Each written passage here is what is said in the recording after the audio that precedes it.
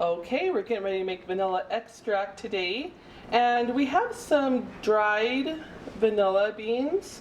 And so the first step would be to reconstitute them, and you want to put them in some hot water and let them soak and rest for about 10 minutes to reconstitute them before you do the next step in making the vanilla extract.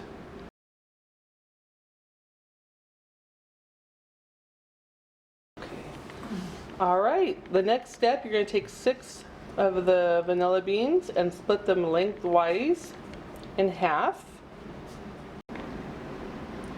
Okay, we put the vanilla beans into the jars, and then inside the Instapot we left the rack because you're going to put the jars on top of that rack.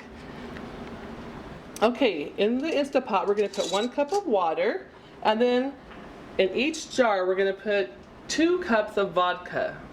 Okay, so you're going to place them inside on the trivet, equal spacing, with the lids on, just hand tight, not overly.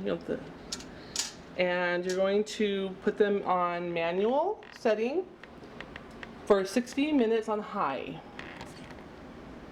We'll be back. Okay, we let the vanilla cook on high for 60 minutes, and then after that hour is up, you're going to let the Instapot release on its own. You're not going to pressure release it. You're just going to let it release the pressure on its own. It could take an hour or longer to do so. As you can see, this one's still kind of bubbling, and you're just going to let them cool completely on a wire rack when you take them out. And then you can use them within 24 hours, but it gets stronger as you wait. And if you keep it in a cool, dark place, it will never expire.